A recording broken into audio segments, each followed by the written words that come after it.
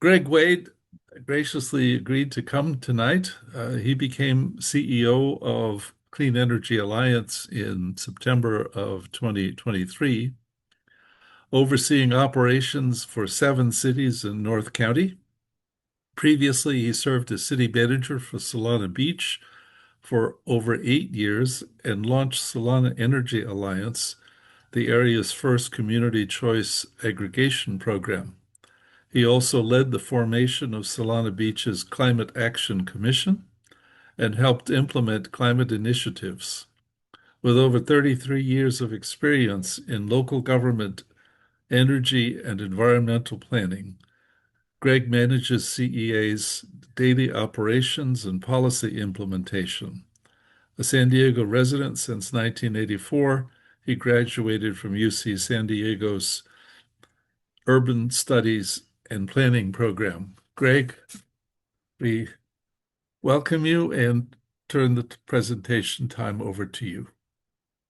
Thank you so much. I appreciate the introduction, Joe, and thank you so much for having me. It's nice to see familiar faces and familiar names here, including a couple of our CEA staff members. So again, thank you for having me. And I'll just jump right into this presentation and really what it intends to show is just, first of all, an overview of CEA and Clean Energy Alliance activities and some of the history. I think a lot of you probably are familiar with, you can see my screen here, I hope, familiar with community choice aggregation programs. And I'll just give a very brief update on what that is or an overview on CCAs. Anyway, again, thank you so much for having me, and I'll jump right in. Clean Energy Alliance is one of 25 operational CCAs in the state. The state of California now serves almost over 14 million customers, which represents well over 200 cities throughout the state. Our Joint Powers Authority consists of 7 member agencies, and you can see there that it started in 2019 with Carlsbad, Del Mar, and Solana Beach. Solana Beach having, as Joe mentioned, started the first CCA program in 2017, 2018. That was disbanded to join partners Carlsbad and Del Mar in 2020. Service began in 2021. And then you can see we had 2 subsequent expansions to Escondido and San Marcos in 2021 with service in April of 2023. And then Oceanside and Vista, which began service in April of 2024. Just to give you an idea of the size of our growth, the 2021 launch represented those 3 cities at 600,000 megawatt hours per year.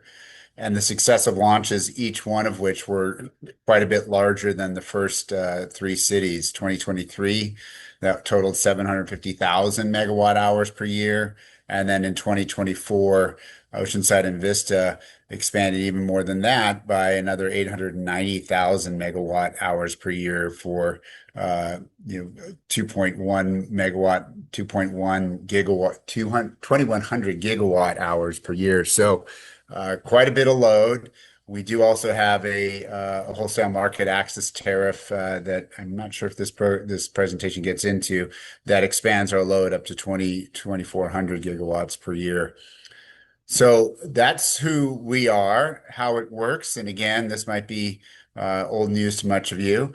We, as the load serving entity, we purchase power. We enter into long-term and short-term contracts for energy, focusing on renewable energy resources. We source our energy for our default products, 75% carbon-free sources, 50% of which are renewable resources. We provide that energy to our customers. The incumbent IOU, investor-owned utility, SDG&E, delivers that energy. They handle transmission and distribution. And then, of course, our customers receive that energy. So effectively, we step in where bundled customers formerly under SDG&E both got their generation, their energy sources from SDG&E as well as the delivery. We take over that generation side of the bill and provide the primarily renewable energy to our customers. The bill is a single bill, as again, I'm sure many of you know. And there are two portions of it, the transmission and distribution or delivery, and then the generation charges, which we handle. Our priorities as a CEA, and this is the same as at all CCAs in the state, to provide customer choice and local control. We are represented by council members from each of our 7-member agencies, which serve on a board of directors. That's how most CCAs operate. They have elected officials representative of the cities and counties that make up those CCAs. Our primary focus is to reduce GHG, greenhouse gas emissions in our service territory, to assist member agencies achieve their climate action plan goals. And one key way in doing that is to enroll and engage with the community choice aggregation program. And our long-term Joint Powers Authority goal is to achieve 100% renewable energy by 2035. We have a customer base of over 255,000 customer accounts, 93% participation rate, which is we're very proud of.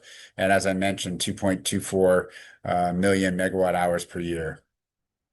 That's not including the wholesale market access tariff, which is a special tariff for large load providers. As I mentioned a little while ago, we have 3 products. The default product being Clean Impact Plus. That's the product into which all customers are enrolled upon launch of our program. The customers have the option of opting down to a 50% renewable or clean impact product. And they also have the option to opt up to 100% green impact. You can see here, this is our latest joint rate comparison that compares an average bill on the typical TOU, time of use DR1 residential rate. That's by far the largest enrolled residential rate in our service territory.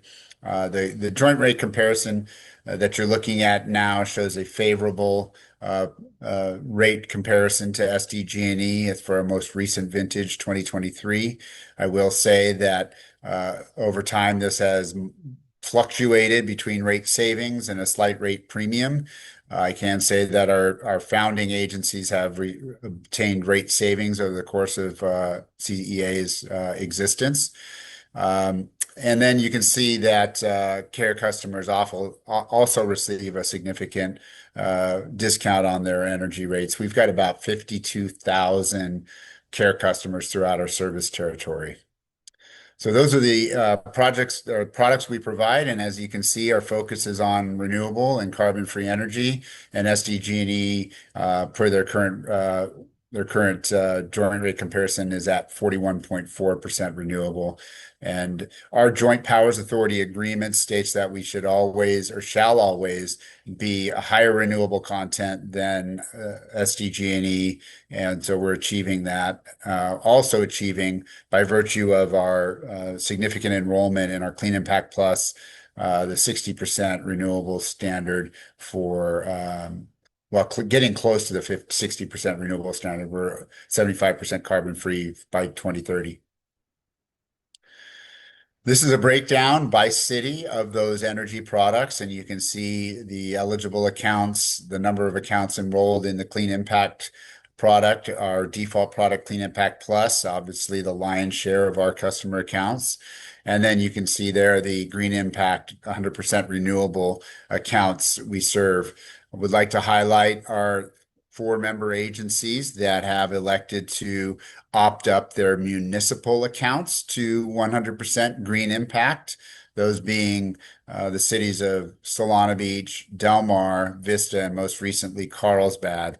And you can see there the green impact that has quite a bit of an impact on the overall number of 100% renewable energy product at the green impact level.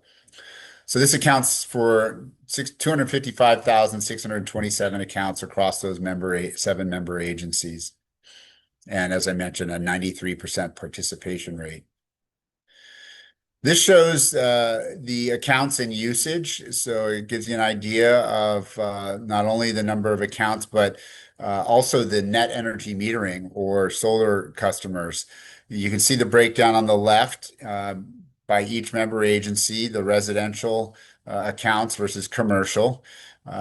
And not dissimilar to many CCAs, the residential customers by far outnumber the commercial customers. 88% of all our accounts are residential customers. However, the load is also not dissimilar to other CCAs, highly swayed towards commercial at 62% of our total load being served to our commercial customers. And then you can see on the right side, the NEM and non-NEM customers. We have 57,370 net energy metering customers, which is 22% of all our customer accounts, which is a pretty high number. We do across the Southern California, and particularly in our service territory, there is quite an absorption of rooftop solar, which is encouraging to see. However, I will say that does lead to low, actually no load days, and sometimes negative cost or pricing in the middle of the day based on that solar surplus. We adopted this year our first strategic plan, and without going into every single one of the elements of our strategic plan, we broke it into six core guiding principles, among which each have goals which are contained in our work plan for the next two fiscal years. Our primary function, our primary guiding principle is to promote the use and development of clean energy. We are looking at the providing 100% renewable energy as a default product by 2035, as I mentioned earlier.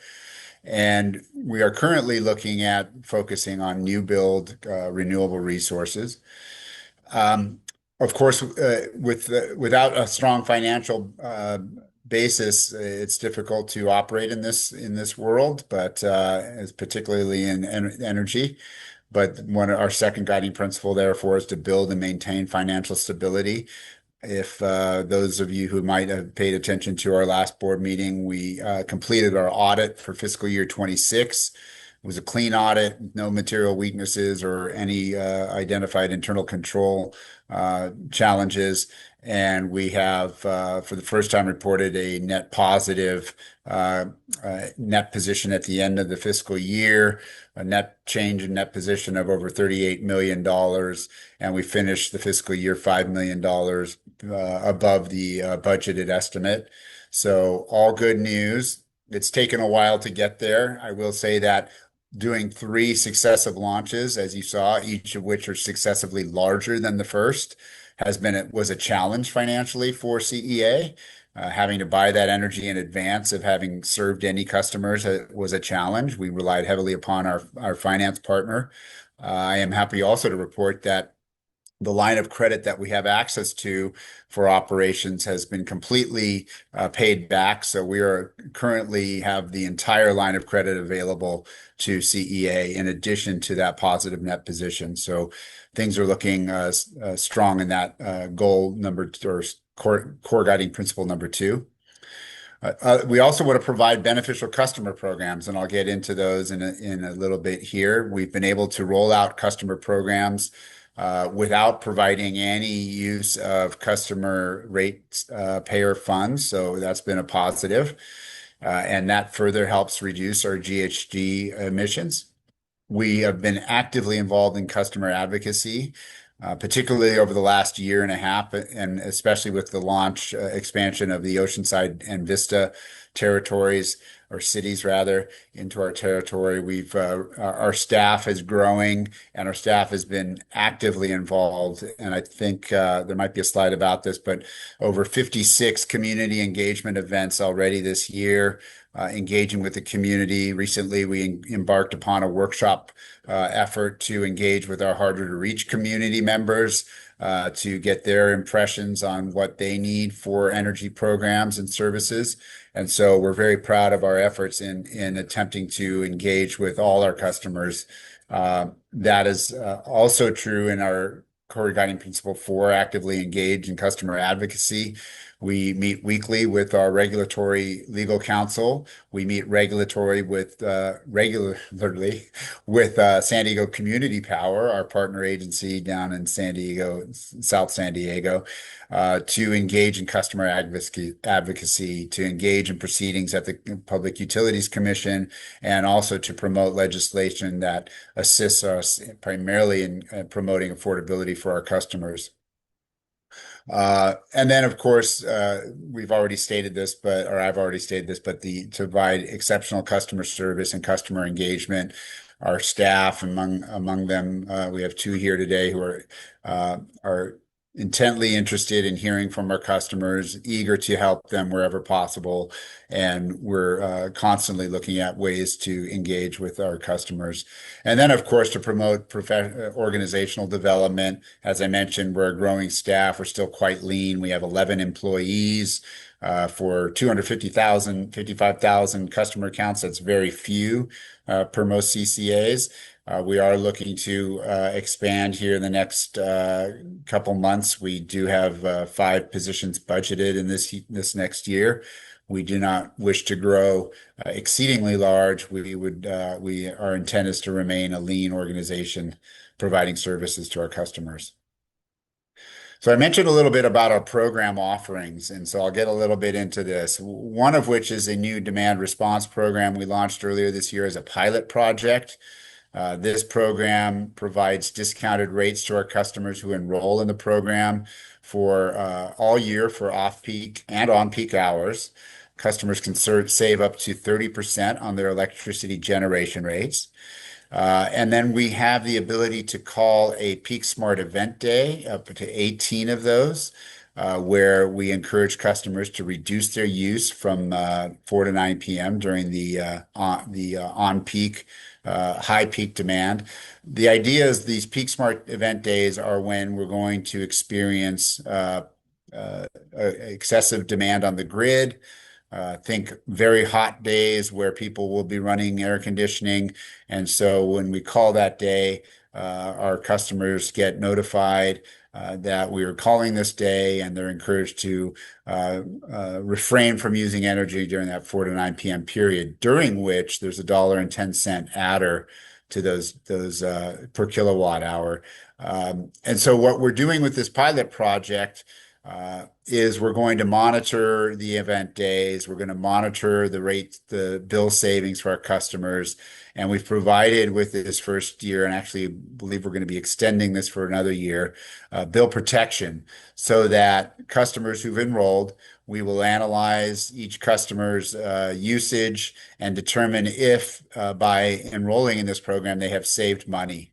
And if it turns out that they would have been better off not enrolling in the program, we will provide a refund for the difference. So this program, again, it's a pilot. We want to see how well it works. We want to see what kind of savings can be achieved and more importantly, what kind of grid stability or reduction in use the customers exhibit during those event days on the 4 to 9 p.m. peak hours. So it's a program in its infancy, but we are encouraged so far to roll this out and see what we can provide in the way of benefit, not only in the way of rate savings to our customers, but as I mentioned, grid stability, grid reliability during those hot summer days or high demand use days. We launched some time ago our Solar Plus program. This provides solar plus battery to single-family residential homeowners. This includes a battery, and this is for zero upfront costs and with no credit check. It's easy access to the program. There are no operational maintenance costs for the homeowners. We are offering Tesla solar and Powerwall batteries. We're also offering other channel partner programs with other technologies. And we have 2 pricing structures to choose from. Customers can choose to rent the battery or on-bill financing for a flat rate, or blend that into their per kilowatt hour rate. And it fluctuates between 16 0.16 cents or $0.16 per kilowatt hour, 16 cents or 32 cents per kilowatt hour based on the system size. So that's one of our programs that one of our first programs we rolled out. We provide a 25-year term agreement. The customers have the option to buy the system outright at any time. During the contract term, the solar panels and batteries are applied or replaced rather at no additional cost, even after the manufacturer warranties. So that's a good deal. And then the battery discharge will be optimized and operated by Tesla Opticaster for the Tesla batteries to establish optimal dispatch into the grid and into the home. We will be rolling out grid service participation in the next phase of this program so that we will have the ability to control dispatch and integration into the grid for the benefit of the grid. We also implemented a battery bonus program. This had been something that our community advisory committee had strongly urged us to do after we rolled out the Solar Plus program. This is a program to provide batteries to customers who already have a solar system in place. We've implemented this program to enjoy this battery to provide backup power. Again, no upfront cost or credit check, and the costs range from $150 to $150 per month per battery, and again, a 25-year term. We we also have been engaged with a couple of our partners to facilitate application of self-generation incentive program or SGIP funded programs. So we expanded our Solar Plus and our battery bonus programs to include our battery bonus Connect and our Solar Plus Connect programs. Those are the programs that are funded by SGIP. This is available to customers who are existing CARE or FARA customers or have an average median income of 80% or below AMI.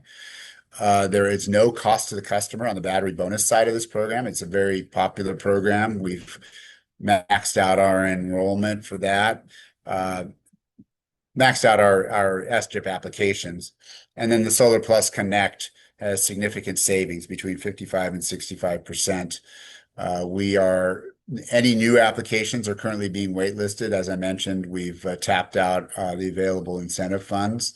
This shows the program funding for which we've made application on behalf of our customers. You can see a pretty good distribution among our member agencies.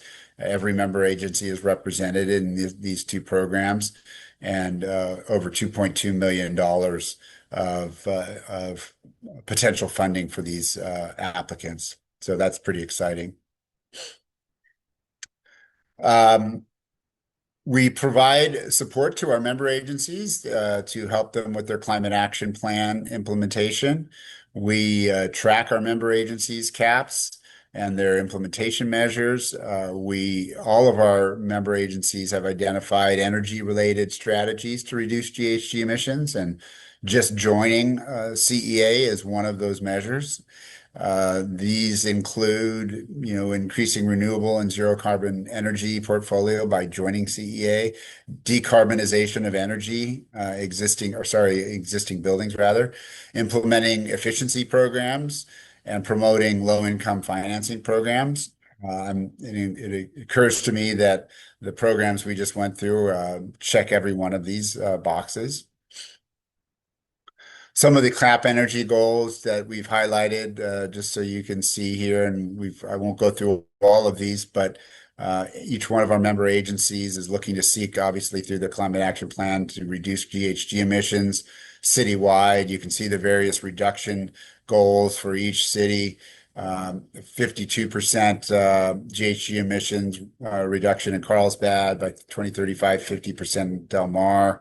And again, I'm not going to go through all of these. Vista has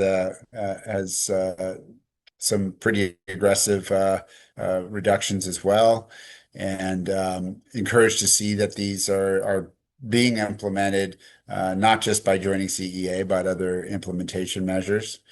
To highlight a couple more, Escondido has installed 2.6 megawatts of behind-the-meter PV at school sites. They plan to, rather, by 2030. In Solana Beach, they're working with SDG&E and us to identify areas for infrastructure upgraded sufficient to support EV charging stations. Vista has a goal to install 20 public EV charging stations by 2030. San Marcos has a goal to install 1,800 new alternatively fueled water heaters by 2030. And Carlsbad has a goal to upgrade all street and safe life to energy efficient options by 2035. So we're working with our member agencies on all of these measures. We meet regularly with the staff that oversee their climate action plans with these member agencies. Some of the renewable energy specific CAP goals, as I mentioned, Carlsbad, 100% renewable supply for all facilities. That was the most recent. You can see the green check there, the most recent city to do so.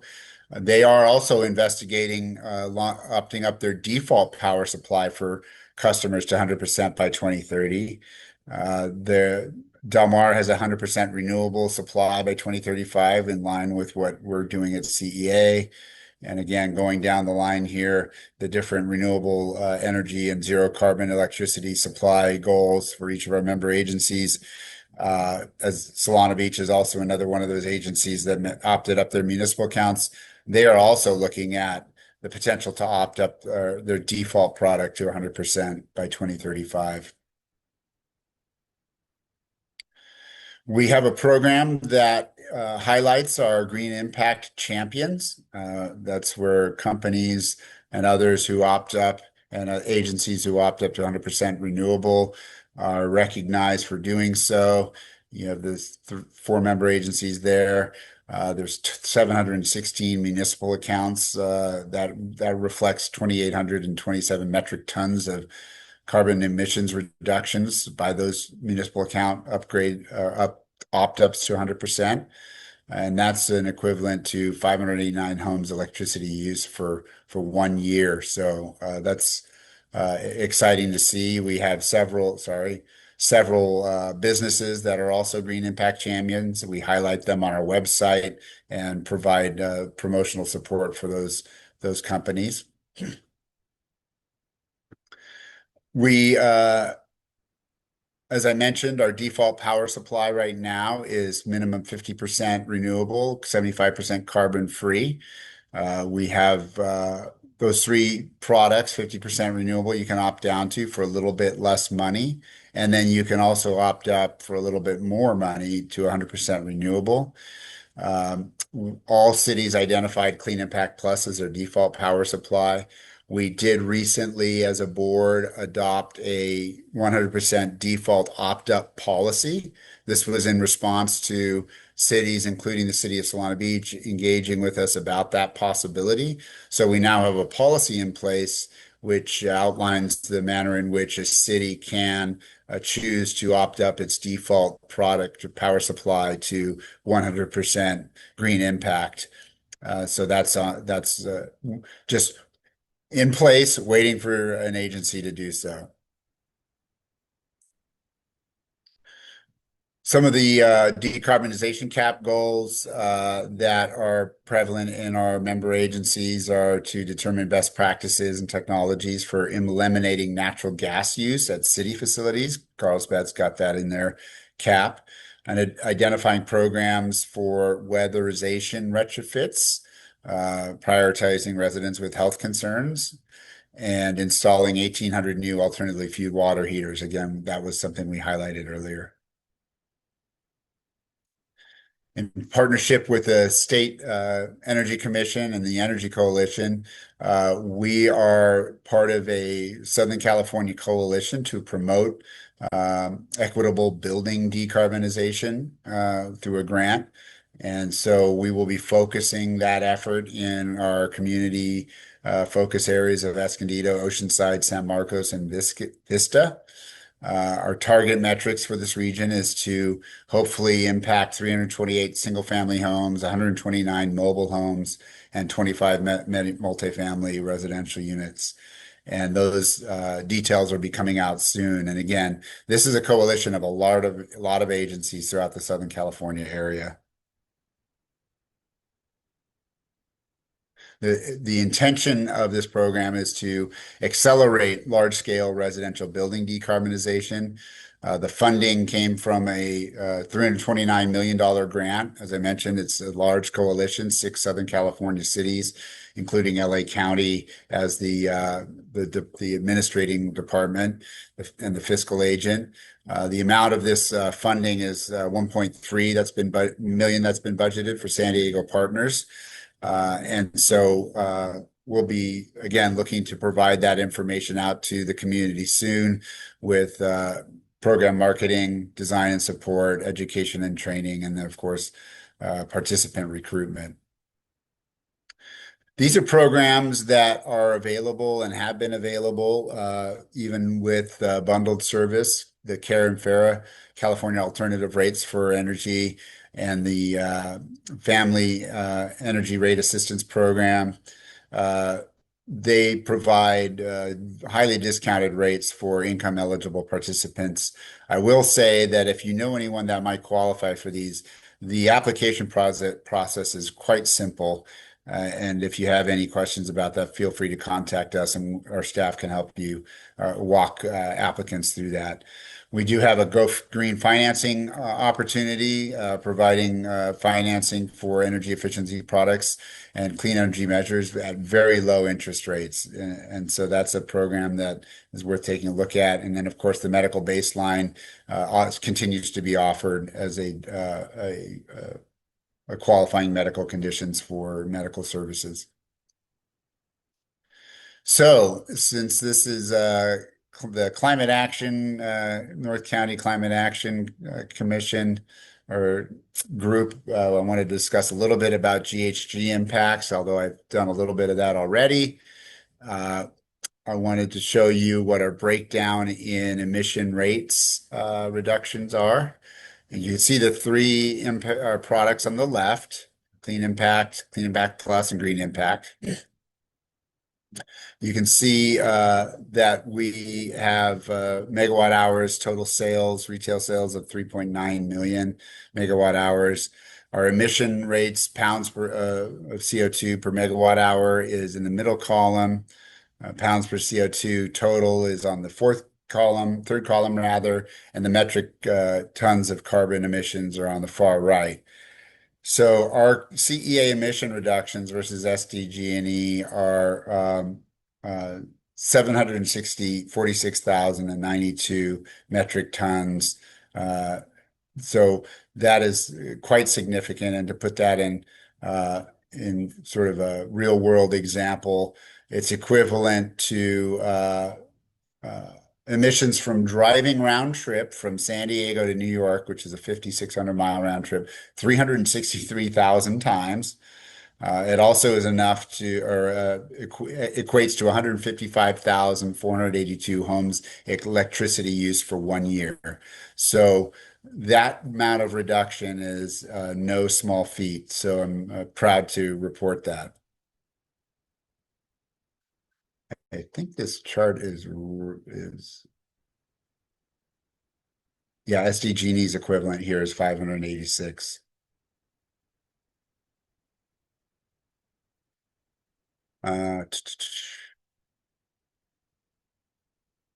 So talking a little bit about our long-term power procurement strategy, we recently went to the board in our September board meeting to talk to them about where to focus our efforts in our long-term power procurement.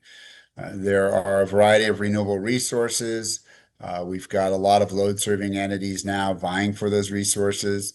A lot of our solar energy, and you're likely familiar with the famous duck curve, generates a lot of energy during the middle of the day, but then, of course, wanes in the evening hours and the nighttime when the sun goes down. So supplanting that with wind energy, battery storage, and then also 24/7 firm renewable resources such as geothermal is a key component of what our strategy should look like moving forward. So when we must obviously balance our priorities when developing this long-term strategy. This is key to achieving our 100% renewable goal in 2035. Also, to meet our compliance standards from the state mandates, and particularly with respect to resource adequacy, reliability standards, as well as our renewable portfolio standards. So, hedging against market price volatility is also essential to what we do, locking in our power supply contracts and costs. Our current state law requires that 65% of our renewable energy contracts have to be for terms of 10 years or longer. So that obviously puts a premium on getting high value, good renewable resource contracts and long-term agreements. So we also have a commitment through our JPA to provide electricity to our customers at an affordable cost. When we have a premium on renewable resources that a lot of agencies are vying for, at the same time that the state California Public Utilities Commission is continuing to require additional procurement to meet certain standards. That obviously puts a challenge on us in terms of how to manage our portfolio and the cost at which we do so.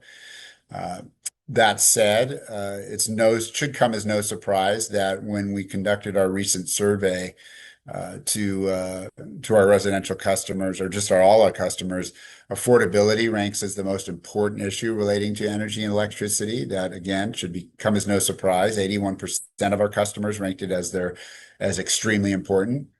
Oops.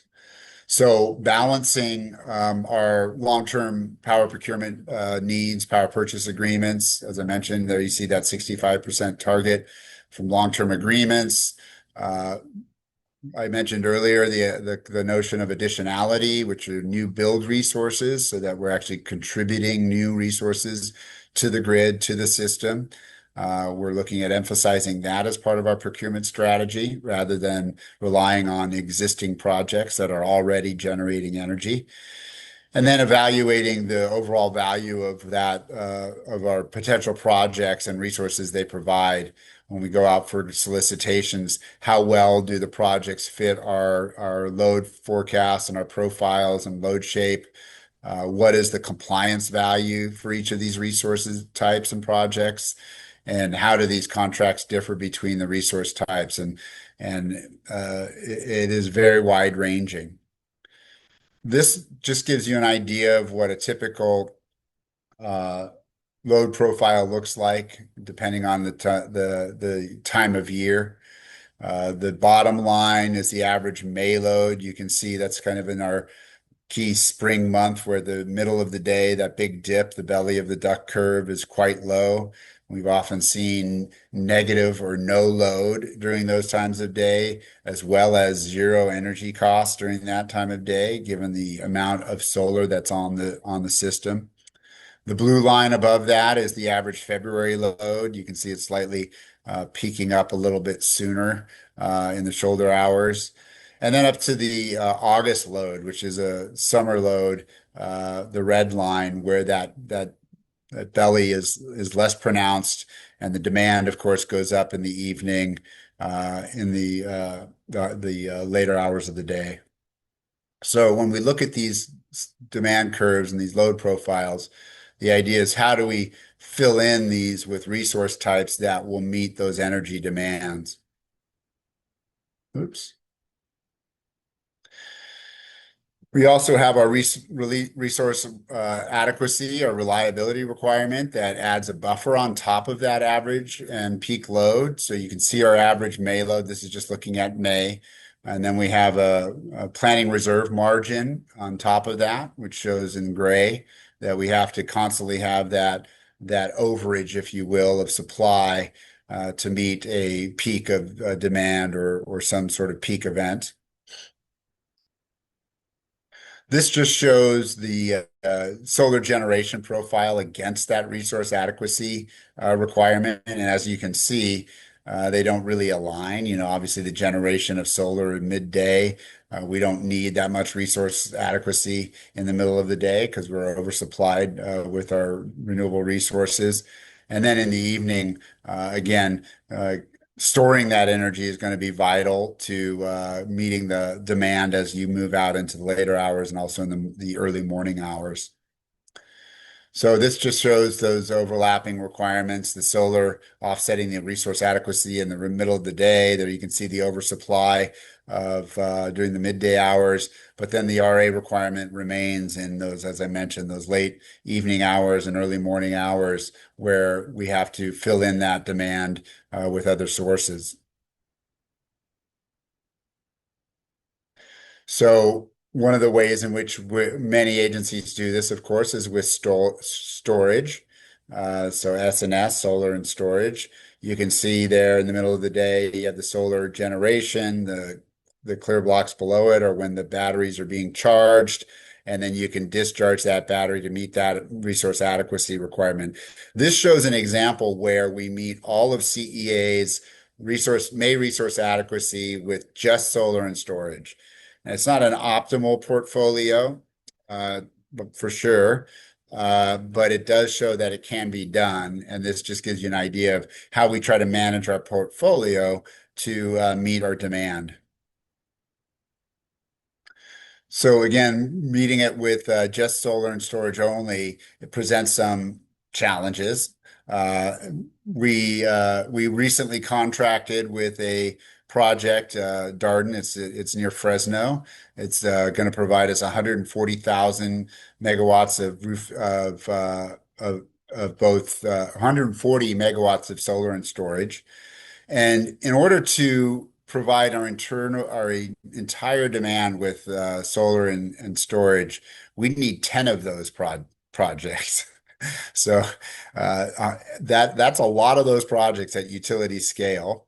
Uh, and then just showing how that breaks down into rooftop solar, we need 140,000 residential rooftop solar installations. So that's well over half of our customer accounts. And that just gives you an idea of the size of the demand need if we just tried to supply our energy demands with solar and storage. So it gives you an idea of, while we certainly encourage local distribution of energy resources, rooftop solar and storage is a key component of what we're doing, the scale at which we need to scale that up to meet our entire demand would be pretty extreme. So we frequently go out for solicitations to make up that portfolio to try to get the resources we need. We issued an RFP back in spring of 2024 for long-term renewables and that MTR stands for midterm reliability. It's another PUC mandate for additional capacity, long duration energy storage, as well as resource adequacy. We went out again in 2024 for another solicitation. And then recently, given that most of our solicitations generate responses primarily, if not exclusively, from solar and battery developers, we actually issued this last spring a non-solar and storage renewable RFP. Uh, and and so on the right side, well, the right side doesn't tell you this, but what I can tell you is it was not a highly responded to solicitation. That just gives you an idea of the not just the demand for those not longer, but those 24/7 renewable resources. We did not get any geothermal offerings. We got several wind and wind plus storage offerings. And so again, trying to fill in our portfolio with alternative resources is going to be challenging, but we are engaging with other local partners to see if we can tap into a beautiful, hopefully beautiful resource of geothermal out in by the Salton Sea. Um, that remains to be seen how that plays out. We have ongoing needs for local RA in San Diego and Imperial Valley areas. Again, really looking for non-solar generation profiles to fill in our portfolio. And then also looking for projects with completion dates between 2028 and 2031 to satisfy our renewable portfolio obligations as well as meet our energy demands for our customers. Happy to report that on the right, you can see that we have had some success with our solicitations. You may know of the long duration energy storage, a zinc bromide, non-lithium ion battery storage project on Camp Pendleton. Small project, but it's interesting from a long duration storage and a newer technology standpoint. We do have a standalone storage contracts of 28 megawatts and solar plus hybrid, solar plus storage hybrid of 18 megawatts. We have engaged with a local partner for local distributed project portfolio of 20 megawatts of solar and storage. And then, as I mentioned, we just contracted for that solar storage of 140 megawatts, which has really helped us fill in our portfolio needs. So I don't know if I've spoken long enough. I feel like I have, but that's a pretty wide sort of array of different things that we're doing from a program standpoint, portfolio standpoint, GHG emission and climate action plan implementation standpoint. And I'm certainly happy to answer any questions. Great. Thank you so much, Greg. I think during this Q&A time, I'm going to ask a few questions, and Susan Wayo from CCE will has moderated the chat questions and has some questions also. No particular order, just kind of random, I guess. Well, I was impressed by your discussion again of the duck curve and the load balancing or imbalance, various times of day.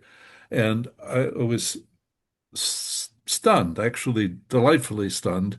Australia, in the last couple of weeks, announced a new feature to their energy nationwide for the whole country, commercial, business, residents, everybody, that for 3 hours a day, at the time when there's excess load, 10, 11, 12, 1 o'clock, that kind of thing, 3 hours a day, everybody in the country gets free energy.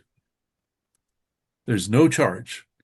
Now, that obviously will bring, I'm sure they did a lot of modeling and so forth, but that would seem to be obviously motivating people to charge their cars at midday, et cetera, right? Kind of thing. So, is that something that you think might be worthwhile for CEA to explore as a service and as a capability, and might not cost anything ultimately, or not much, given the uh, shift in load that would certainly come from it. And boy, what a marketing coup to be able to do something like that. What's your thoughts? Yeah, it's an interesting prospect. I am not familiar with that. You've intrigued me, and I will look into it. What I can say is that Southern California has this situation more so than Northern California. In fact, you look at that, the peak demands in Southern California are always in the summer. We're hearing now that some of the load serving entities, including Clean Power San Francisco, Sonoma Clean Power, they're starting to see their peak demands in winter because of the high demand on energy, electrification of heating and whatnot in the winter. All of which is to say, Southern California doesn't have that issue right now, but we also have a higher absorption of solar in our system. We have quite a bit of curtailment going on that I just think of curtailment as waste of solar energy. And that's driven by for two reasons. One, that during the middle of the day when we're generating and pumping out all this solar, not only do people not use as much energy during the middle of the day, but there's also grid constraints in our system that don't allow that energy to be carried from one place to the other. And so that results in curtailment. I don't know what Australia's grid situation is or their infrastructure system is. I would say if we had enough grid capacity to get that to market, then that would be great. I think it might be something even without those things that we could look at. I can tell you that in our service territory, we often show no negative load. Not always, but we often show negative load, and a lot of that has to do with we even show negative load sometimes on the weekends because we've got governmental institutions or school districts that have these solar arrays that are just pumping solar but not using it on site into the grid. So it's an interesting concept. I not sure how they are pulling that off, but I will certainly look into it and find out if that's even a possibility. Fantastic. Well, it's better to give it away than curtail Then it. yeah, and we do oftentimes sell it into markets outside of the state. Uh-huh. Susan?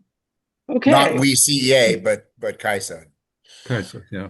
Hi, everybody. It's really impressive to see all the things that you're doing, Greg. I would just want to say that right off the bat. I'm going to start. We had a question that came up from one of our interns at Center for Community Energy, Caitlin McQuaid, and she asked the question, and you kind of answered this already, and Tiffany Reynolds, I assume is from your staff, also answered this with talking about peak savings. But she asked, um, do you have any advice on how to communicate to our local governments that clean community energy should be included as a basic needs service? To That's a great. which Tiffany responded with the Peak Smart Savings link. But I wondered if you wanted to add anything to that discussion.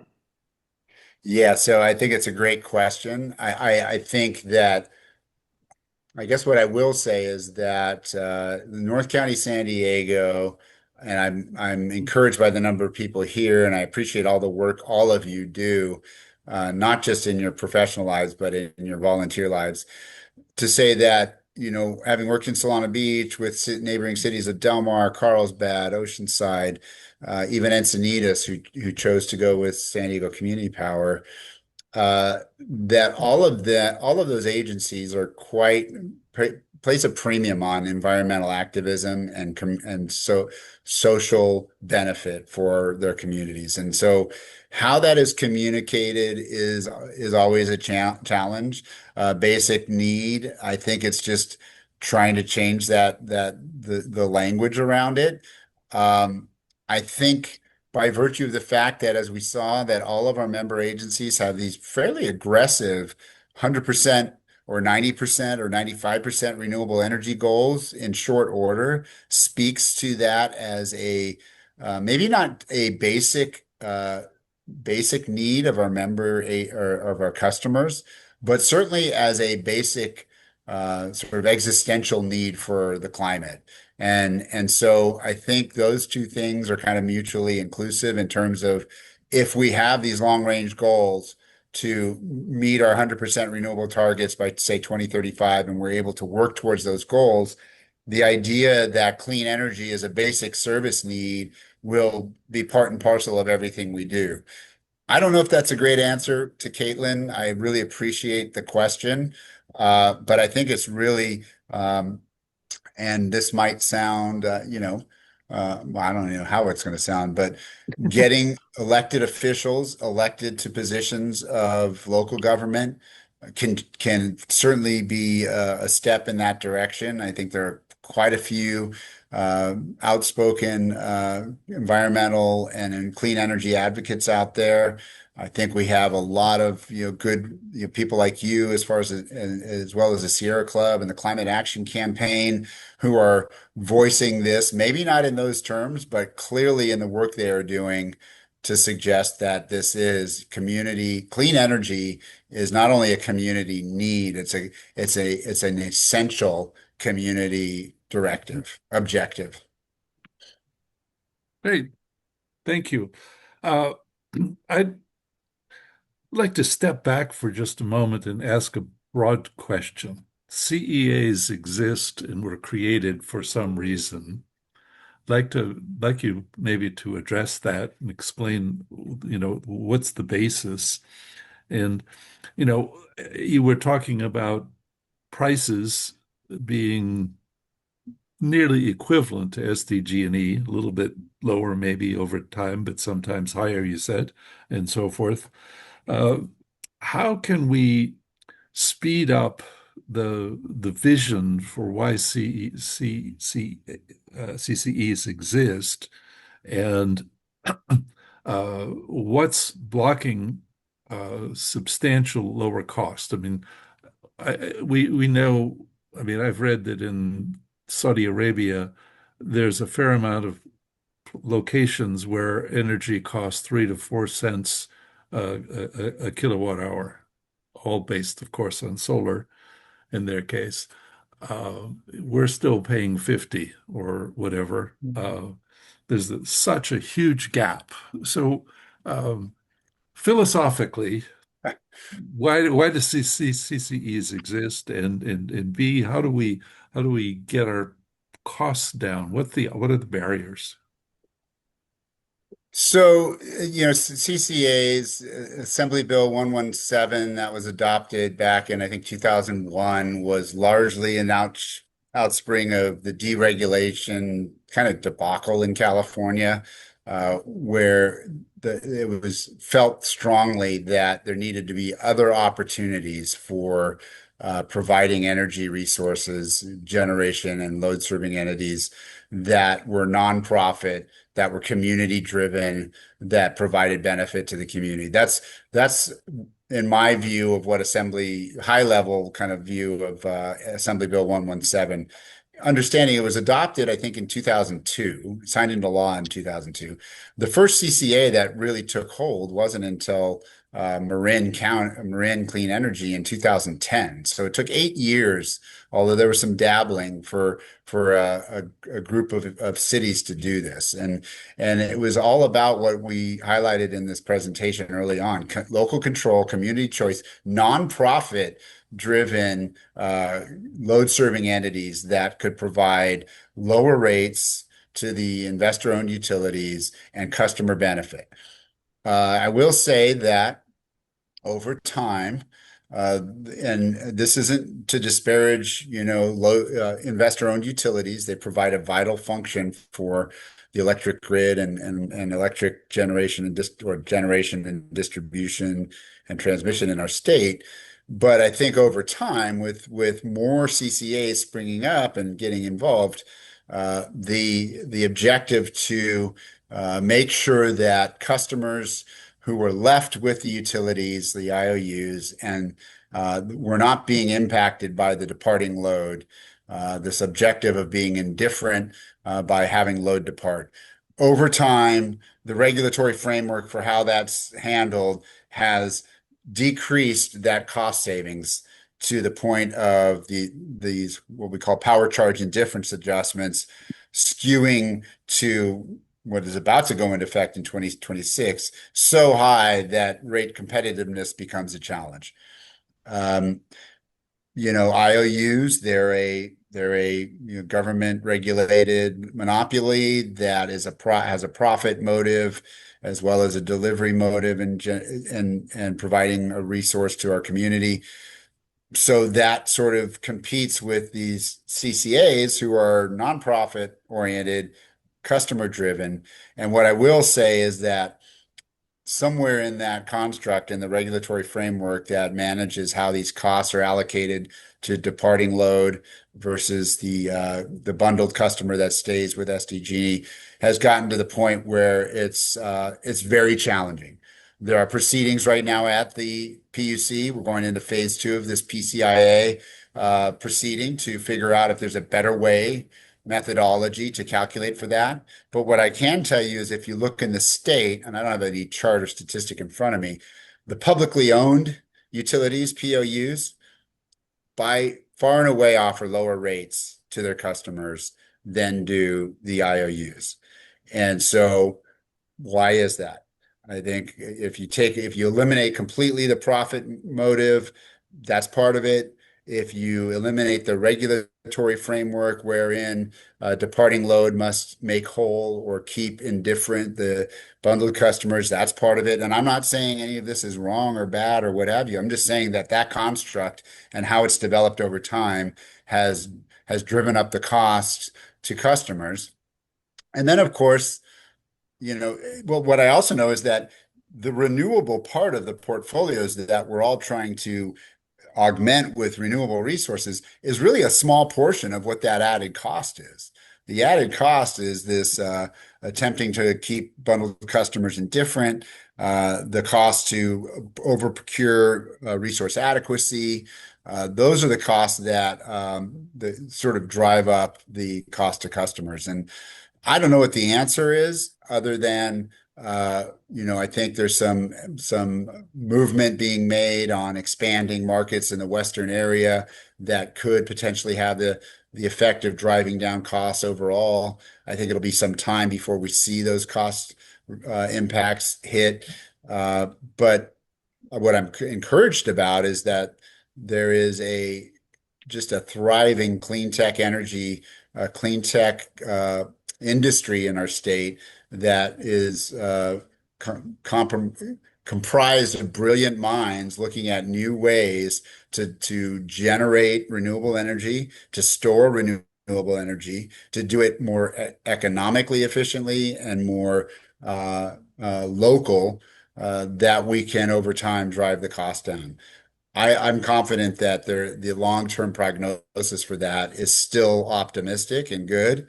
It's just that we're going through a time right now where some of the things I talked about have combined to increase the cost for what we do and how much our customers pay.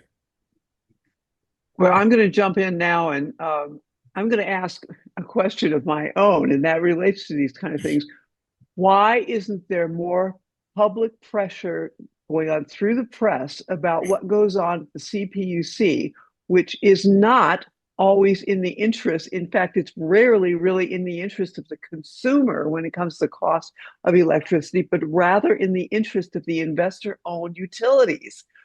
I feel very strongly personally that the people don't understand, A, that our CPUC is supposed to work for us, B, that we have the highest electric rates in the continental US here. And there are solutions to it. And it's not by building a lot more long distance infrastructure and the kind of infrastructure that you guys have to use to get local energy to people. We can do much more locally. And that message just doesn't seem to be getting out, Greg. What do you recommend that we do, or what are you doing, or what do you want to see happen that would help this message get out and make people angry? Okay, I appreciate the question. I want to be careful here because I think, the IOU SDG&E is a partner. They're our partner. The PUC, we had a meeting with them today. We have partnerships with the CPUC. We have partnerships with the CEC. That said, there is growing, I think, sentiment that there's something that needs to be done. I think if I were to advise you, if you and others feel strongly about that, to engage with your locally elected officials, state elected officials. And we have some, I don't want to throw Tasha Borner under the bus or anything, not under the bus, but she's on the Energy and Utility Committee in the Assembly, to just contact them and voice your concerns. I mean, they are people who take these things to heart and are clearly interested in this overall mandate that the governor has espoused, that everyone knows of, this affordability mandate. It's not just housing, it's energy and electricity these days. It's everything, but that mandate is somehow, I don't know that it's being overlooked. I think the PUC has every good intention to achieve a managed and reliable grid, and also to, let's face it, the IOUs are sort of these essential parts of our electric distribution operating system that need to be supported. And I think the PUC is trying to do that while managing costs as best they can. That doesn't mean there can't be reform. And I think hearing from our state assembly, state senators, hearing from constituents about those concerns, I think is a good place to start.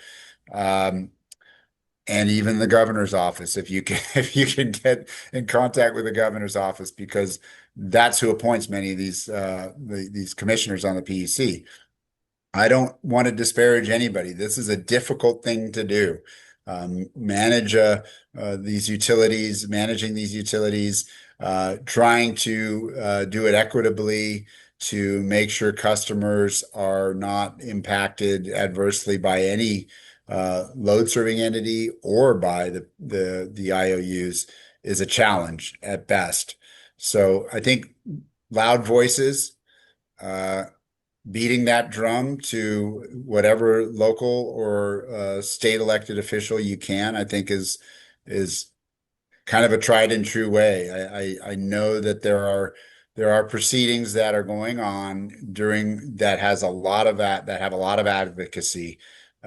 Utility Reform Network, Turn, POC, Protect Our Communities. There are so many advocacy groups, the Sierra Club, that are effective at uh, making their voices heard. And I would say just keep yelling. I have to jump in with one more here relating to some stuff that we work on. That has to do with EVs because there are questions in the chat about EVs and what you might be looking at with regard to V2G and any aspects of particularly EVs and V2G that really should be um, promoting more, helping people understand the benefits of, and so forth. So, what's your take on electric vehicles and V2G, vehicle to grid? Or vehicle to home. I think that obviously electrifying the transportation sector is a key element of our long-term GHG reduction and decarbonization strategy by no question. Um, the idea that these electric vehicles can be used as a source of energy, vehicle to grid option is also something that I think we're going to start to see more of. The concept of virtual power plants is still something that load serving entities are pursuing in whatever way they can. And so my feeling is that it's sort of like all of the above sort of effort here, not only in renewable resource solicitation and what kind of renewable resources we look at and try to procure, but also in demand response, virtual power plants, anything we can to decrease the impact of the grid, to electrify the grid, to decarbonize the grid, I think are programs that worth evaluating and studying. As just highlighted in the CAP goals, there's a lot of CAP goals out there that pertain to EV infrastructure, and channeling that into grid reliability is something that just makes sense. Whether it's personal electric vehicles or fleet electric vehicles, because fleet electric vehicles oftentimes sit idle, whether it's school bus electric vehicles that oftentimes sit idle. Those are things that need to be analyzed and brought to the discussion in everything we're doing.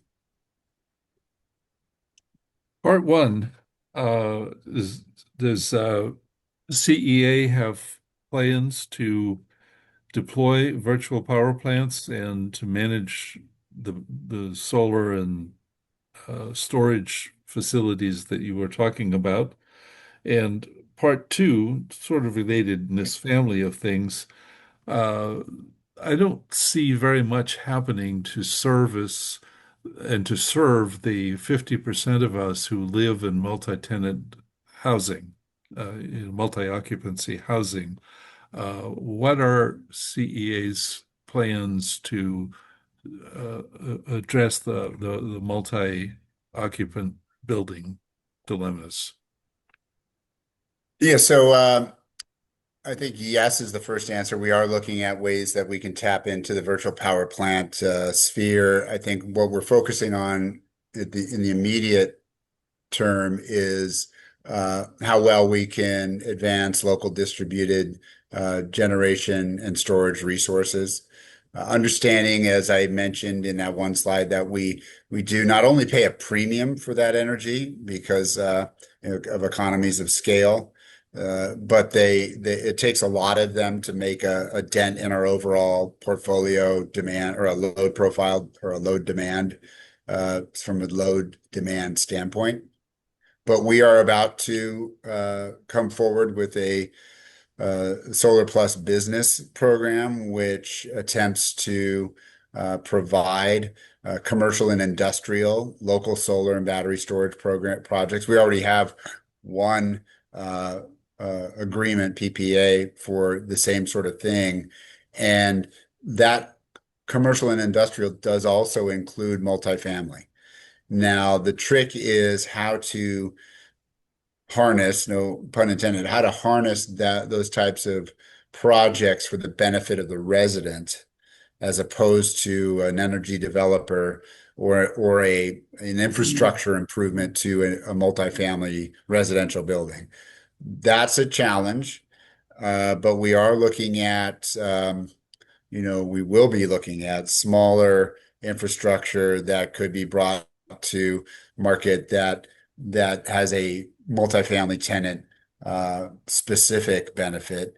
We haven't developed it or gone into a lot of detail in terms of how to accomplish that with each multifamily tenant, but we are looking at the potential for programs to benefit multifamily residential tenants. Because as you say, it makes up the large portion of our residential community. And to be able to provide either rate relief or conservation programs to those tenants is important. So, I know you're familiar with plug and play solar arrays, battery storage, water heaters. Those kinds of things are going to be things that we look at moving forward. Because we've heard the message from you, Joe, and others on the Community Advisory Committee and in our engagement with the community that how we provide benefit to residential customers that are not single-family homeowners is a key component of our program offering that we want to dive into. We don't have anything yet to offer, but what I can say is that we are looking at providing a program for multifamily residential buildings.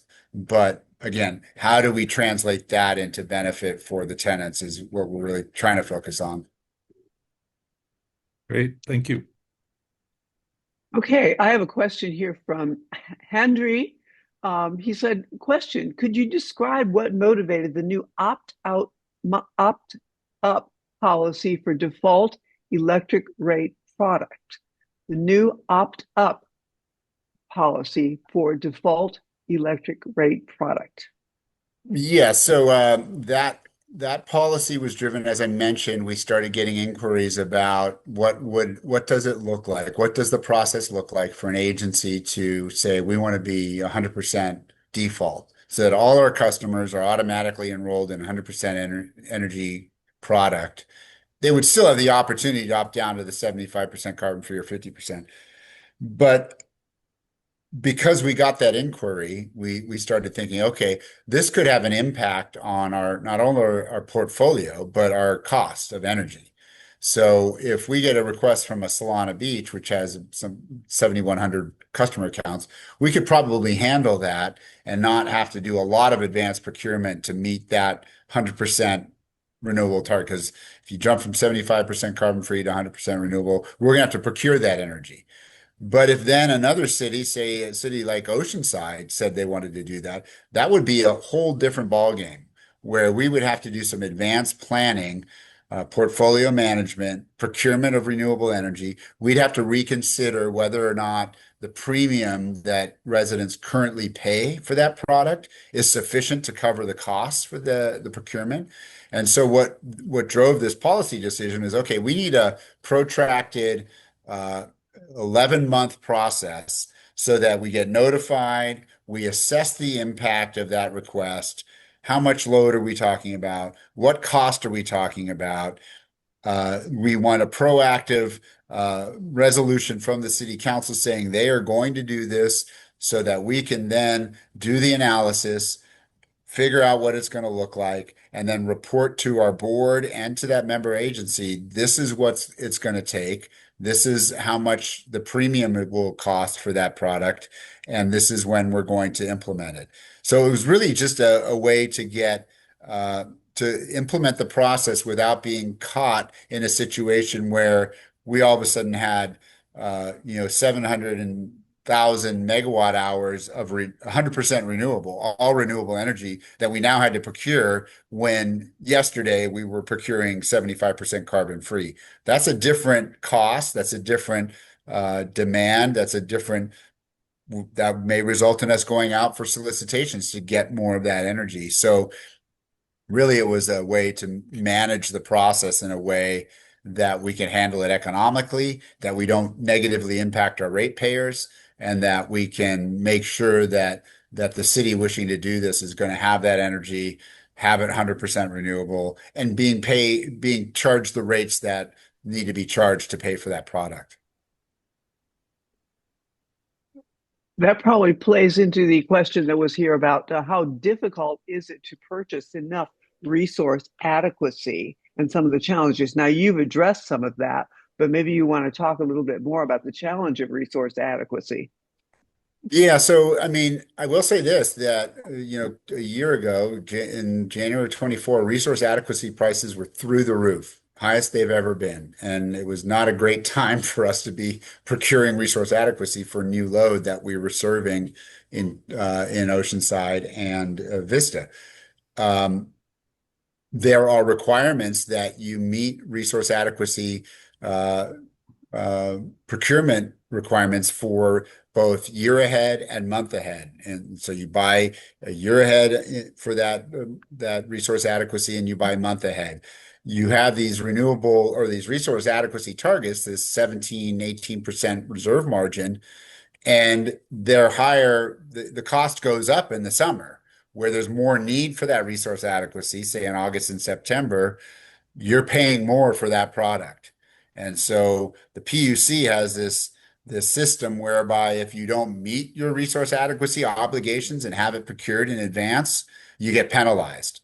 And so a lot of load serving entities were having to scratch and claw, especially at those exorbitant prices, to meet that resource adequacy need and being able to provide that and meet those regulatory requirements. Fortunately, capacity costs have gone down quite a bit. They've come down quite a bit from those January, February 2024 highs. So much so, ironically, that the market value of the IOU's portfolios have diminished so much that that's the key indicator of what the power PCIA charge will be. So because their portfolio values have decreased below what their cost of that energy is, they're now seeking to recoup that cost in 2026 through PCIA costs to our customers. It's kind of it's a double-edged sword. It's great to have a low cost for resource adequacy, but when it affects the market price benchmark to the extent that now our customers have to pay for it next year, that's kind of a challenge. So all of which is to say, right now we are fully procured for our resource adequacy targets. That's the good news. There are some month ahead targets we still have to meet for the summer months, but at the cost we're seeing it in the market, it's much easier to procure that energy. It's much more widely available, and therefore the cost has come down. What's a challenge and what's going to be a challenge is when SDG&E increases its bundled rates in January, which they're projected to do, that would be for their own customers, and the PCIA for all of our customers goes up. We're looking currently at it with our board at how to manage those costs to our ratepayers in some form of rate relief. And Tiffany was right to put in the link to PeakSmart, because that's a good way for customers almost immediately to get some rate relief. If you know folks who are eligible for CARE and FARA, by all means, encourage them to apply. I did it on behalf of a couple people I knew, and it was easy and it's immediate. You can see the rate reduction. So that's a long way of saying resource adequacy costs have come down. It's easier to get in the market. There's not the scratching and clawing, and then also the gnashing of teeth at some of the exorbitant prices we were paying about a year and a half ago. Fantastic. Greg, I know our time is about up. I would really appreciate your presentation and your, I thought, excellent and eloquent answers to all of our questions. It was just fantastic. Merrill, could you help us out here? Greg, we, North County Climate Change Alliance, plants a tree in an area of the forest that is burned in California that is for each of our presenters. And we will like to present this tree to you. When you get the notification and the plaque, it will give you the exact geolocation of where your tree is. You can actually go visit it if you choose to, but just as a token of our appreciation for your time, energy, knowledge, and sharing. Well, I Thank you. just have to say that's probably the best recognition I've ever received for doing something like this. So thank you very much. You're most welcome. Thank you, everybody, for coming. We will look forward to seeing you again soon. And again, thank you, Greg, and thank all of everybody who attended and your wonderful questions, and Susan and Jose. Thank you also. Good night, everybody. Thank Good you. night. Good night, everybody. Thank you.